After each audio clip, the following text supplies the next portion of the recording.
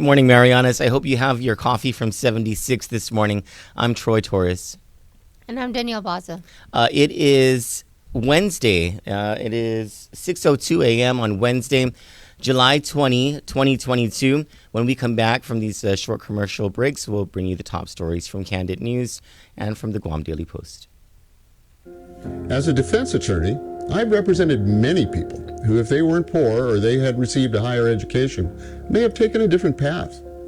As senator, I will propose a scholarship for those whose struggles are less academic and more financial. Let's keep our university full, not our prison. I'm Thomas Fisher. I not only approve this message, I wrote it.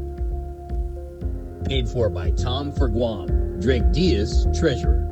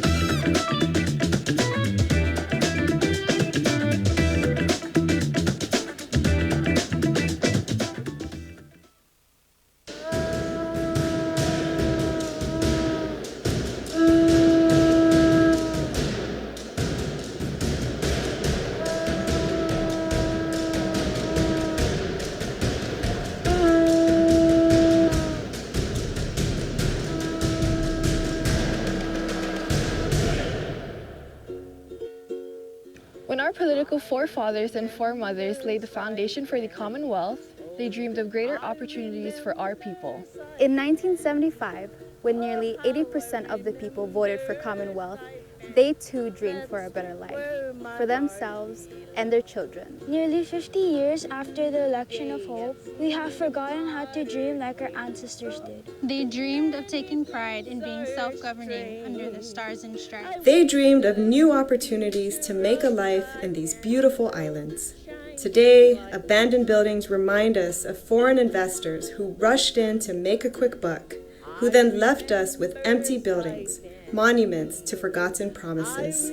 We feel shame for a Commonwealth administration that's being investigated for corruption. If we are to be the islands of hope and opportunity that our forefathers dreamed of, if we are to regain our pride in being self-governing under the stars and stripes, we need to be courageous enough to dream again. In the coming weeks, we will share with you our dreams for our beautiful islands.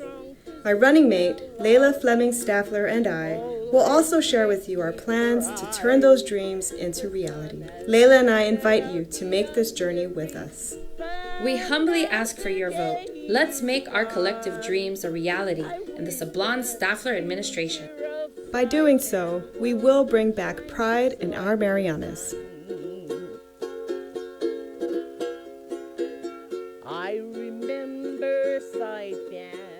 This message is approved and paid for by the committee to elect Christina Sablon and Layla Staffler. I remember Saipan, that's where my heart belongs.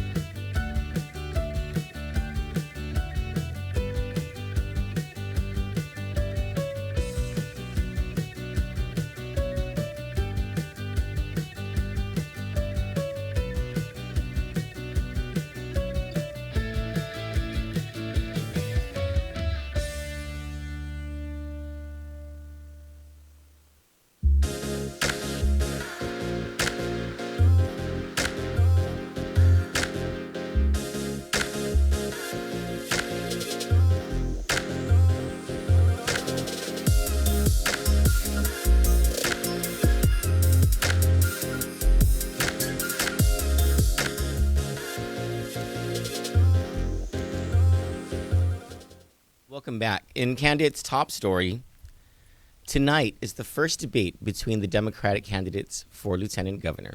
And Kandit, The Point, and the Guam Daily Post are presenting the event at 6 p.m. on the dot and live from both Kandit and The Point on Facebook. Lieutenant Governor Josh Tenorio and Sabrina Salas Matsinani will meet in this studio to debate 18 questions from 9 topics on Platform 2022, the Lieutenant Governor debate. Join us for this live event. You won't want to miss it. In Kandit's top story last night, the Commonwealth taxpayers fork out at least $8,000 every month for a San Diego company to drive around up to 8 people a month in need of medical referral services office support. According to the procurement record for Marianas Connections, the vendor charges the Commonwealth $750 per patient per month after the retainer agreement of 8.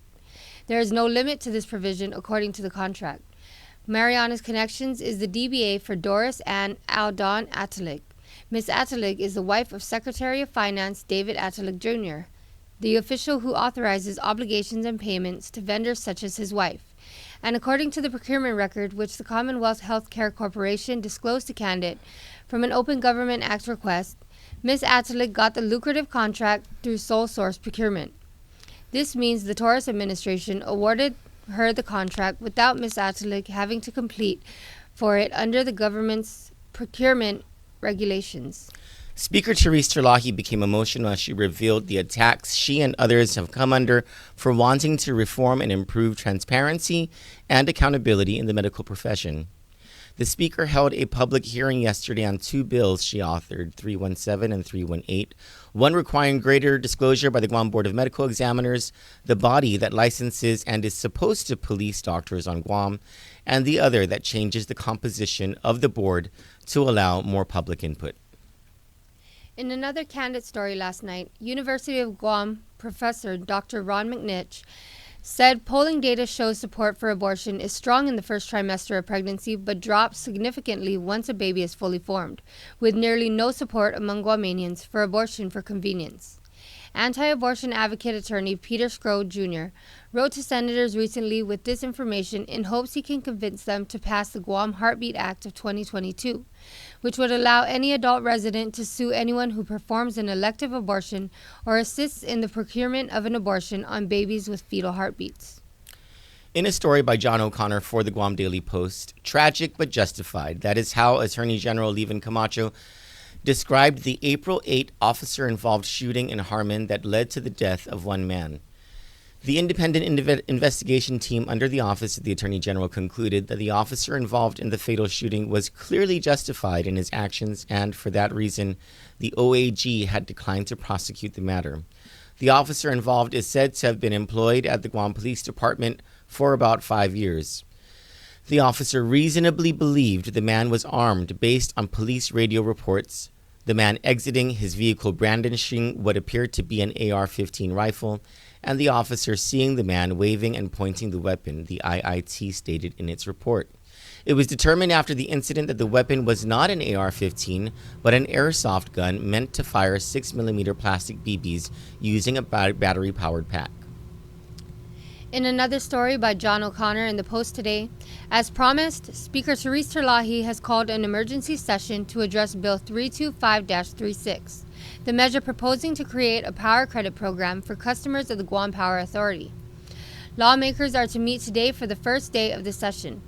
Bill 325 would grant $500 in credits to all GPA residential and commercial customers, to be divided into 5 $100 credits against customer billings for 5 months. The credits will be funded through an appropriation from the general fund. They need to make that $500 a month for like 50 months. Power is expensive, man. It really is. It is expensive on this island.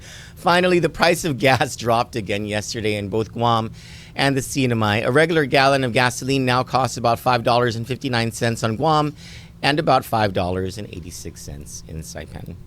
Now, on our agenda today,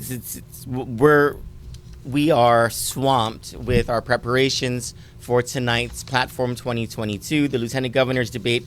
That is truly all that's on our agenda. We do have a story about Matson increasing its rates. It now costs about $9,000 to freight something over to Guam in a container, which is a dramatic increase. This is why you're seeing all your prices increase. But we'll get to that story. That'll be our top story tomorrow. As for today, we have a debate here in the studio, and I have to ask you, so you haven't been involved in politics very long. The greatest exposure to politics would be here in the news, right?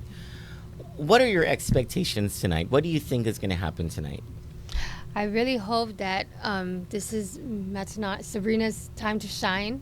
And I mean, Lieutenant Governor Josh Tenorio seems like a really nice guy, but I expect there to be more support in terms of, trying to do something better for the people and not just push whatever the governor is trying to do.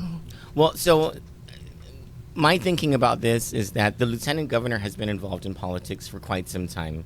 He has a command of the issues. He's very smart. Mm-hmm. Sabrina Salas Matsinani has a command of the issues because she's been in the news for some time, but she has not been in politics until Mike Nicholas chose her to be his running mate. So I think she's more for the people then. But as much as I like her, and my bias is clear. I'm a supporter of St. Nicholas and Salas Matsinani. But I think going into this, the expectation is that Lieutenant Governor Tenorio is going to do very well in this debate. I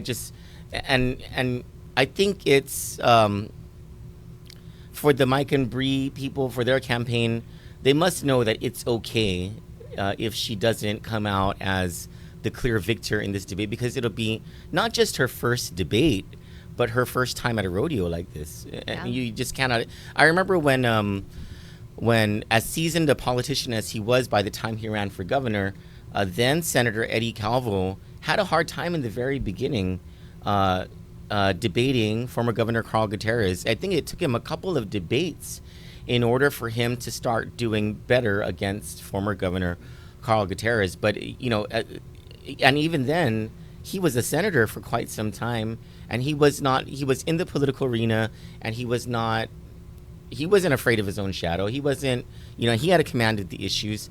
When you get into a debate, a political debate, things are, imagine the most nerve-wracking situation that you've been in. Yeah. And multiply that by 10. I hate it. That's what a political debate is. And for a political, I don't know if I should say political, but for a novice politician like Sabrina Salas Matsinani, she hasn't been a politician until about 2 months ago, to go up against the sitting lieutenant governor who has been in politics for 3 decades. I think reasonably the expectations are that Lieutenant Governor Josh Tenorio is gonna do very well in this debate.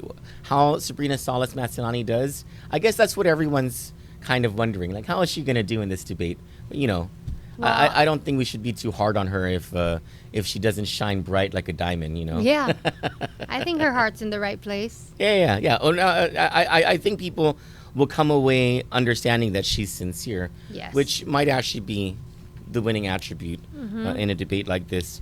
Now, it's your turn to tell us where we can get the rest of these stories that we reported. Get these in-depth stories at CandidNews.com and subscribe to daily news from the Guam Daily Post at postguam.com. Tonight, of course, is the debate. Join us 6 p.m. on the dot. Now, we're having issues, and I don't think it's just us, but pages throughout Facebook are having issues with people getting notifications.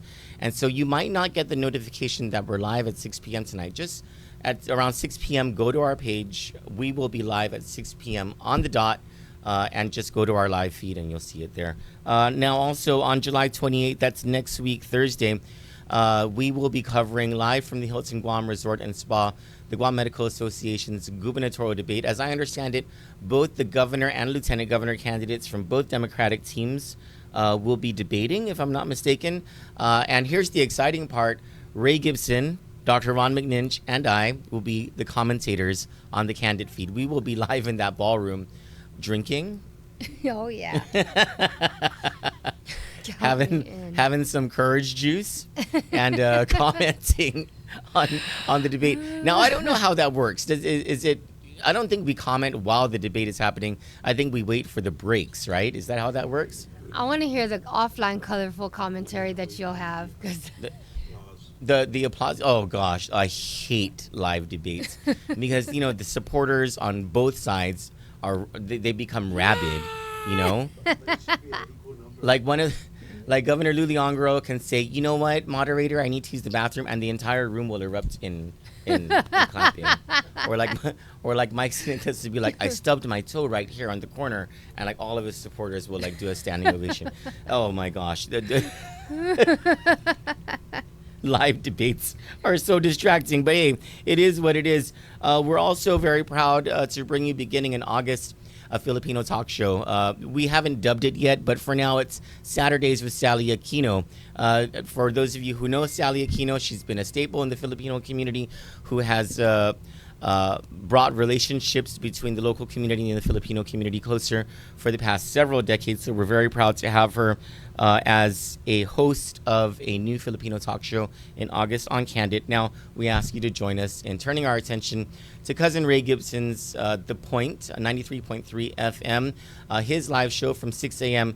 to 10 a.m. every weekday morning. That is 93.3 FM and also on Facebook at The Point Guam. For Kandit News, I'm Troy Torres. And I'm Danielle Baza. Have a good morning.